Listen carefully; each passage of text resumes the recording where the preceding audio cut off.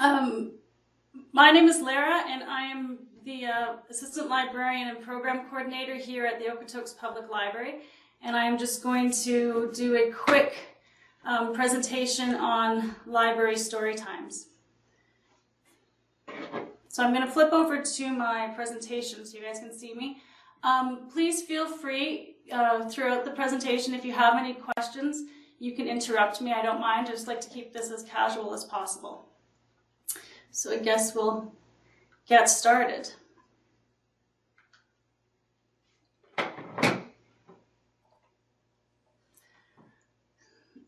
So here's how I'm going to take you through this afternoon. We're going to talk about the library story, or the history of library story time, just a brief history. Then an overview of why story times are important, and this is more so from an advertising perspective, or how you want to capture your audience and get your parents to be bringing in their children to your storytime programs. I'll give you some examples of the different types of classes that we offer here at the Okotoks Public Library, and then I'll share with you some templates, a couple templates and resources that you can go to find information. And then of course, if you have any questions, like I said, you can ask me throughout the presentation, or wait till the end, and I'm happy to answer anything then. So a brief history about public story times, and most of this information that I found is American-based, or it's still based in North America. So scheduled story times began around the turn of the century in conjunction with the turn of the 20th century, in conjunction with the development of children's libraries. And in the 1940s and the 1950s, the library started offering story hours, which were in response to the emerging theory of reading readiness.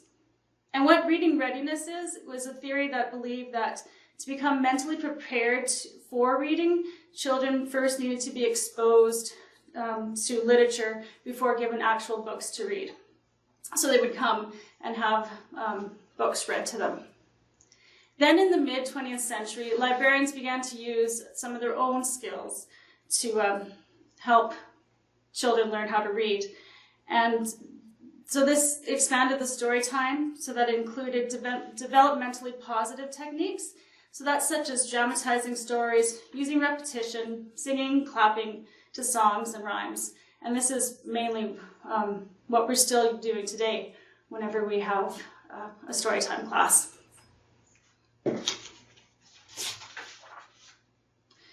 So early story time, it was thought of as a fun activity, not necessarily having any educational value. But in the 1960s, books were starting to be chosen for their instructive elements, and this included learning to count, distinguishing colors, learning the names of animals. There's some other ones, and practicing concepts of rhythm. By the late 20th century, story times were furthering targeting specific preschool age groups. So instead of just seeing a preschool class, you would see a class that was for infants, you would see a class that was for 2-year-olds, and you would see a class for 3 to 5-year-olds, as well as that group altogether. And this was because there was a lot more research being done into early childhood development, and it kind of helped create loose guidelines around how a library story time should be organized. And a great resource book, if you're interested in reading more about that, is this is Early Literacy Story Times at Your Library, Partnering with Caregivers for Success. At the end of my presentation, I've listed all of my resources. So if you want to take a look at that book, that's the Goding and Martin Diaz book that I'm speaking of. And it also includes lots of samples of story times that you can use. So currently, in the US and also here in Canada, there is an emphasis on 5 simple practices. So talking, which is learning oral language; singing, which is developing language skills; reading, obviously, which develops vocabulary and comprehension, and nurtures a love of reading; plus playing. And play is one of the best ways for children to learn language and literacy skills. It helps them put their words and put their thoughts into words and express what they are doing. So the typical length of time that a Storytime class runs now isn't the hour long that it started off in the 1940s. Most classes are about 30 minutes long, sometimes 45, typically no more than an hour unless you're incorporating quite an extensive craft. They suggest that for the parented story times, it's good to provide the words to the rhymes and to the songs for parents to have. So we provide them in the form of handouts that they can take home with them. But it's also handy if you can put it onto a flip chart or onto a whiteboard, and then it's easy for the parents to see so that they can participate along with you. And the other thing that's kind of being more supported now is like allowing time after your story time sessions so that parents can mingle and talk. So what we've done here at the Okotoks Public Library is that we've opened up our program room after our Wednesday classes are finished, so from 10:30 to 12:30, and parents are invited to come in with their kids. We bring out some toys and some books, and we provide them with snacks and coffee for the parents. And it's just a place for them to stay and visit and get to know some of the other parents with young children in the community. And we found that we just started this in the fall, and we found that it's really taken off. Providing food definitely helps. That's always a draw. People really like that. Marigold Library System has some great life-size games that we will bring in and set up for them, and the kids really like that tactile, hands-on experience of playing with that. And then it's become so popular that I know one little girl, whenever her class is over, she's like, "Come on, where's the snacks? Where's the snacks?" Because she's ready for the playtime.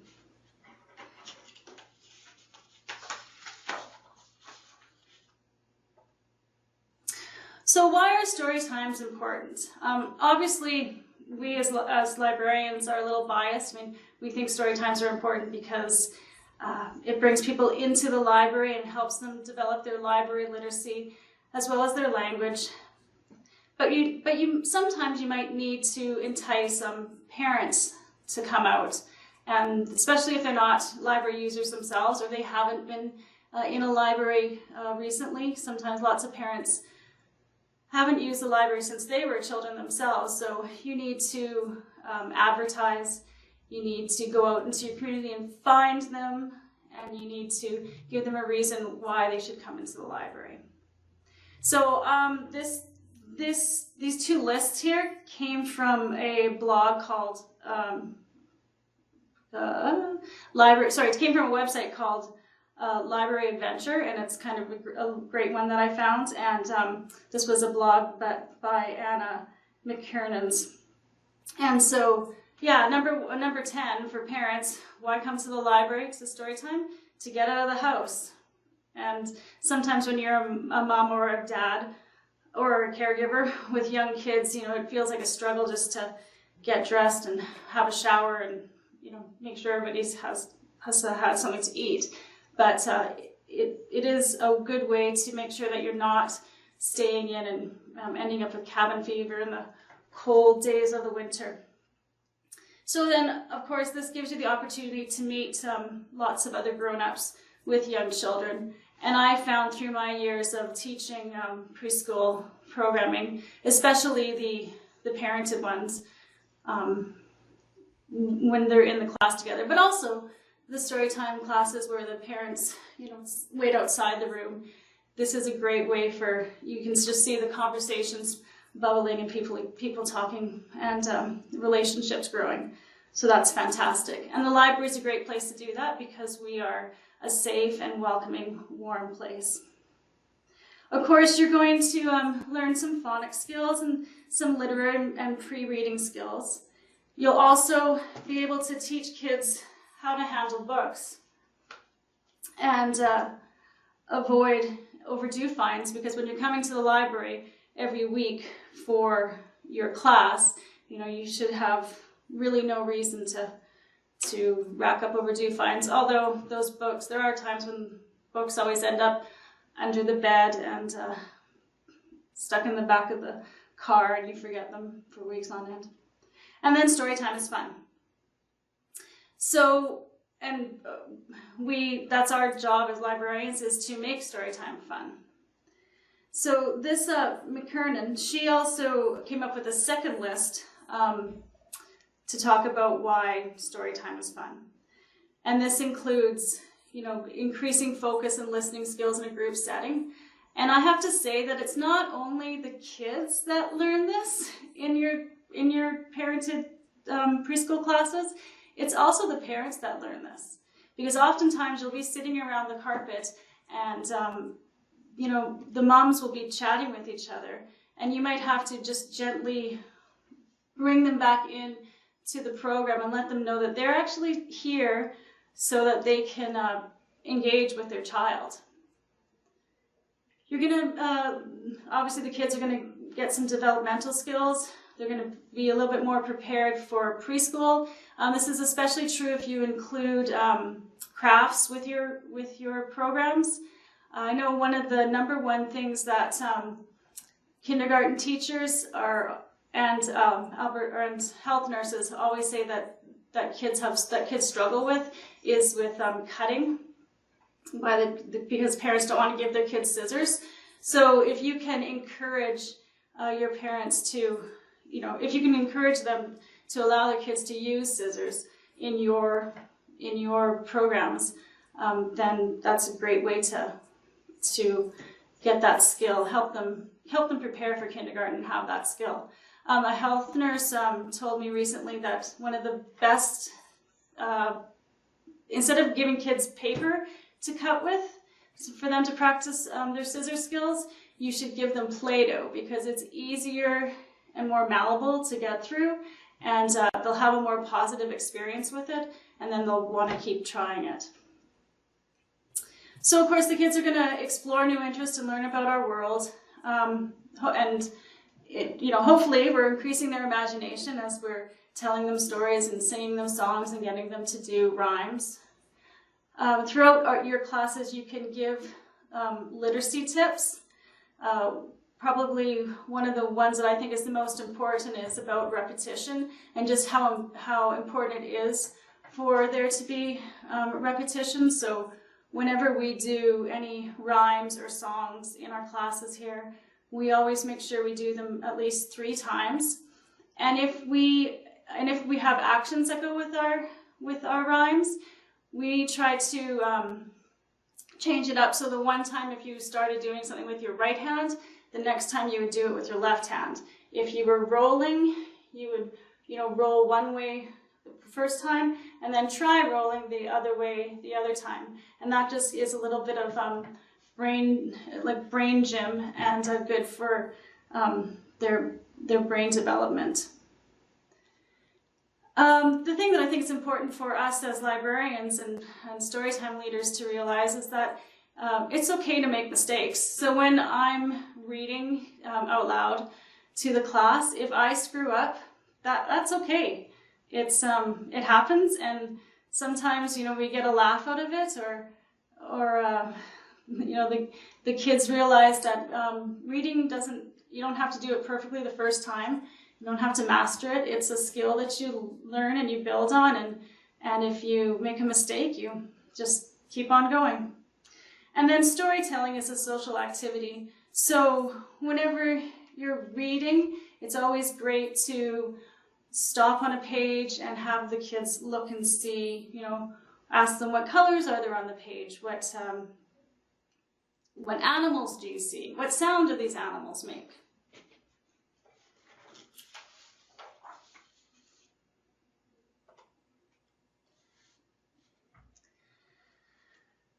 So here's a sampling of some of the different Storytime classes that we have here in Okotoks.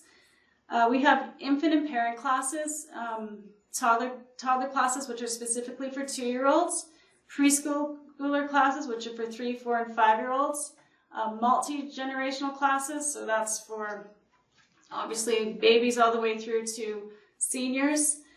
We provide special daycare and day home story times, as well as dad-specific story times, grandparent-specific story times, and then story times that we do through outreach, going to other organizations in the community, and then always story time is part of our library tours. So that might look like a lot, but the great thing is that the library doesn't have to run all of these ourselves. We are fortunate enough to partner with many of our community groups, including our local nonprofit literacy foundation, Lit for Life, Parent Link. We have public health nurses who come in and provide part of our programming, as well as private practitioners such as kinder music and yoga instructors who will offer free programs throughout the year for our preschool classes. So for those instances where we say we're bringing in a private practitioner, we will give them the space and help them advertise, take registrations, and supply resources, books, other materials that kind of go with their themes of the class, and they will provide the expertise. So it's a good fit and it's a good sharing of the responsibilities to work together and to make sure that we're targeting this important demographic in the community. So let's come back maybe.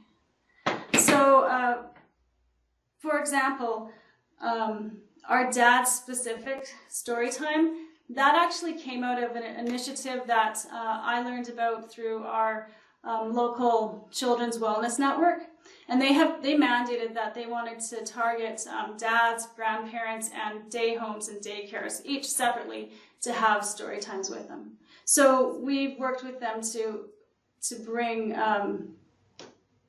the different programming, and then of course you have to think about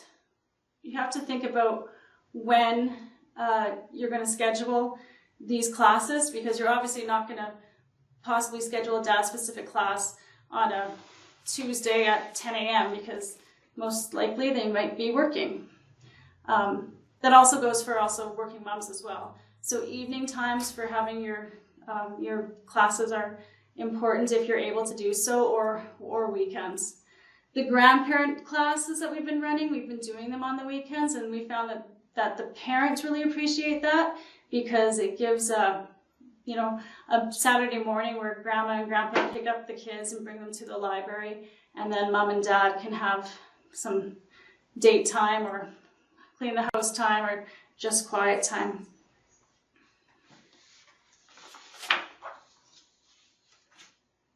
Does anybody have any questions right now?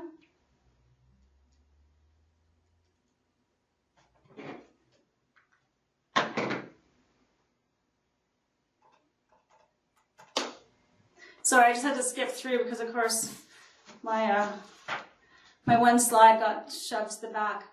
So here's a sample storytime plan that we use here for, this is specifically for toddler time, but I mean you can expand it for if your classes is for 3, 4, and 5-year-olds. So our toddler time plan, because repetition is important and because kids like to know what to expect when they come into a class, we always structured our classes the same way. So you usually will have a introduction song, something that you can, something that the kids can remember. So it's usually a nice rhyme, and something that maybe engages, where you can engage each of your class participants personally, so by saying their name in it. And then in toddler time, so this is for 2-year-olds, and their parents are with them, or their caregivers are with them as well, we would read one book and then do a rhyme or sing a song, and that rhyme or song we would do 3 times. We would then read another book, have a song or a rhyme, and do that one 3 times, and then provide a final book. Now, when you're working with preschoolers, or children really of any age, you need to be flexible. So, if they're getting off track, you may not be able to read all 3 stories. Sometimes, you might have to say, okay, class is only going to be 20 minutes today because it's a full moon out and everybody is crazy. So you just have to be flexible, be able to roll with the punches. And then it's always good to have a closing song again that you would sing every week and that the kids would be able to identify. And we have lots of parents who come through here who talk about how their kids sing these introduction and the closing songs to whatever class they're in constantly when they're at home. And then they have their kids pretending to be the Storytime leaders because they've so enjoyed participating in the classes.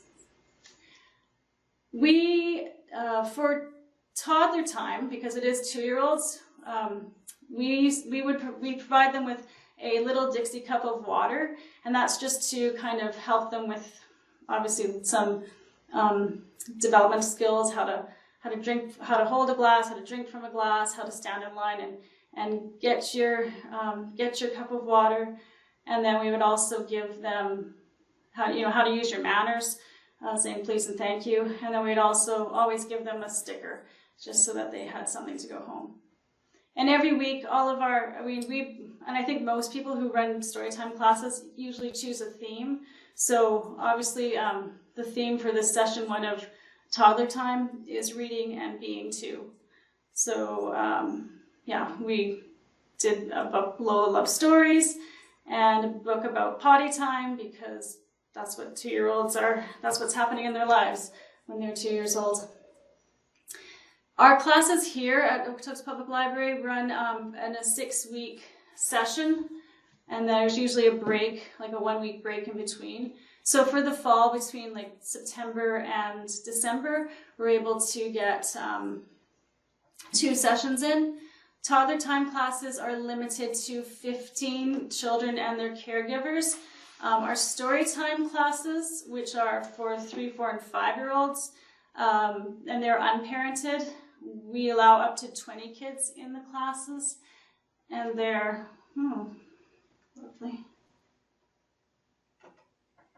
And they are 45 minutes in length, and that is because they include either a craft component or an activity at the end of it. So we don't do crafts every week, and that's partly just to keep our costs down. So we do a lot of activities. So you'd have the kids playing games. So maybe you're playing red light, green light, or duck, duck, goose. We have a parachute here that the kids love when we bring it out. We do dancing. We sometimes bring in technology and show a video, or even use tumble books and use that as one of our books that we read, is the one on the big screen, as well as the felt boards and finger puppets and puppets in general, and basically you name it.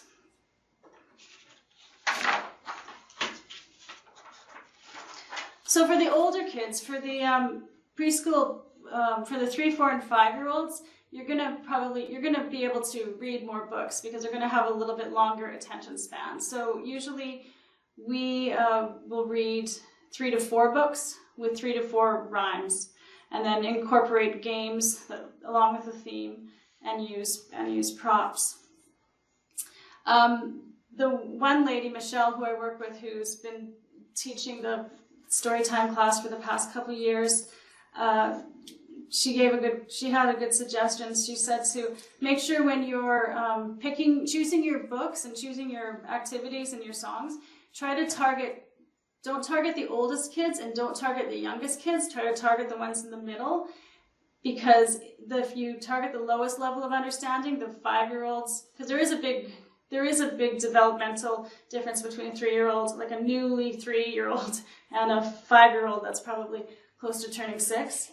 So she says, don't aim your instruction towards the youngest members of your audience, and don't aim it towards the oldest members of your audience. Aim it towards the ones in the middle, because that way you hopefully won't lose the focus of the group. Because often what happens is if one person loses focus, then they all slowly go, and they'll be fidgeting and inattentiveness. And it's important to know that when you are teaching a Storytime class, you're the leader. You are in control of the class, so you need to be able to control them. Now, in some ways it's easier and it's harder if it's a parented class, because the parent's there. So I know myself, I usually defer to the parents to wait for them to discipline their child if that is what needs to happen. But when you're in the Storytime setting and it's unparented, then it is definitely up to you to make sure that nobody's getting pushed or shoved, and everybody's listening and whatnot. We oftentimes, because we do have some children who come through the library and have special needs, and we then encourage, or if their parents want, or if their aide wants to come into the classes with them, we certainly welcome that, because that offers some extra assistance in making sure that everybody can keep on track. So Michelle also says predictable events. So again, repetition, beginning and ending with the same song. So she always uses "Ring Around the Rosie" and then a goodbye song. And then again, she gives everybody in her class a sticker, and the kids come to know and expect this. So yeah, they look forward to that. Now, when choosing books, I mean, some of this is just basic information, but when choosing books, you're going to obviously want to choose something that has bright pictures on it. And, so that the kids can see. And then again, like stopping and asking the kids as you read the story, like what color is the leopard? Those little things. Or sharing little anecdotes from your life, oftentimes. If you're reading a book about eating, and it could be like, let them know, I love soup and spaghetti and meatballs, and ask them, what's your favorite thing to eat? Obviously, with Toddler Time, you're going to choose books that are not as wordy, just because 2-year-olds do not have the attention span of a 3, 4, or 5-year-old. And if you're doing those infant classes, oftentimes you won't read any stories at all. You'll just be doing finger rhymes and singing songs, and getting the parent to engage with their infant.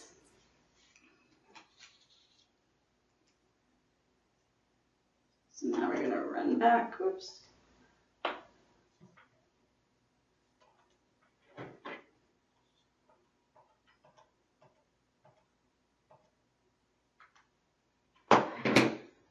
I will send out my PowerPoint presentation as well as a Word document of the sample template for Storytime and whatnot. But here's a list of resources, blogs, and websites to help find story themes and tips.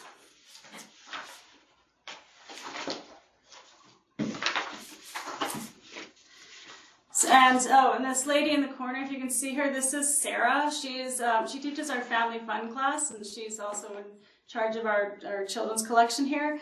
And the theme this week, the week that I took her picture, was superheroes. So she dressed up as the library's own superhero reader leader. And the kids really got a kick out of that. So if you're comfortable with that, that's a great thing to do. If you don't mind putting on the silly headbands and, ears, or dressing up, or, painting your face or whatnot, that's a great way to get the kids to interact with you as well. So, where do you look for your resources? A basic Google search will lead you to a plethora of information on the web, and you can just spend hours and hours and hours and hours going through all of the different and great ideas that you can find. Here are some blogs and websites that I know that we have used here quite substantially, and they are quite popular. As well, Pinterest is a fantastic place, especially if you're looking for craft ideas, like simple craft ideas. Pinterest is wonderful because so many moms have shared, their ideas that they have for their kids, and teachers have shared different ideas that they have for kids' crafts. So I'm sure if you just, punched in your theme, you would be able to find at least one or two craft ideas for each of it. And activities. Resources are also they also talk about different activities. And speaking of resources, I should say that the one thing that we try to do here is to make sure that we have resources available for our participants to take home with them. So, like for our parents, because part of, especially the parented programs, the reason that we're running them is not so much to read to the kids. Although that's fantastic. But it's to teach the parents the importance of literacy and why reading is important. So for example, for toddler time, we would often invite a health nurse to come in and spend 15 minutes at the end of the class and talk about maybe they're talking about ear infections, or we've had the speech pathologist come in and give a little overview of what words a 2-year-old should be saying, and when parents should become concerned that their child's speech development is delayed. So, and usually you'll find if you phone up your local health unit, or talk to the Literacy Foundation or Parent Link, or whatever nonprofit, children-based organizations you have in your area, they will be happy to come out and to be able to share their resources with your audience, because they're often looking for a way to connect with the parents just as much as maybe the library is. So we have a target audience for them and a captive audience for them, so they're happy to come and do that.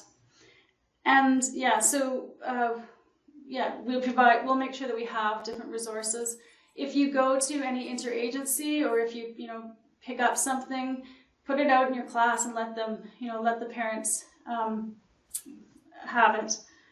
For example, I have lists of like 40 fun and active things to do that are free or almost free, and that's provided by our local Foothills Children's Wellness Network.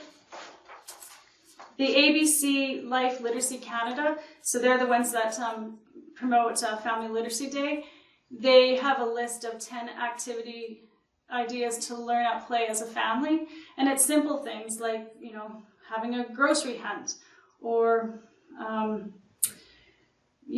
as they say, happy. So it's Canada's 150th birthday this year, so happy 150. That's a lot of candles. what would you do for your dream birthday party and where would you go? And so they say, like ask your kids that, and then you as parents share what your favorite birthday party would entail.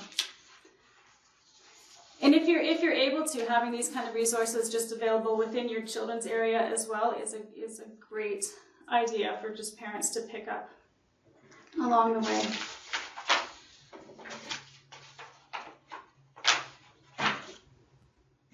Okay.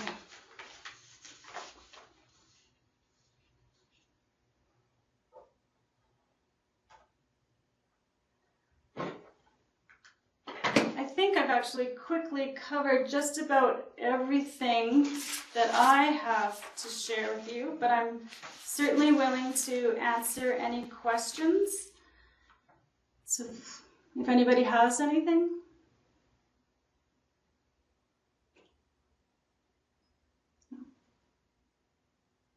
All right. Well, I thank you for your time, and I hope that I was able to share some ideas with you, and enjoy the rest of your afternoon.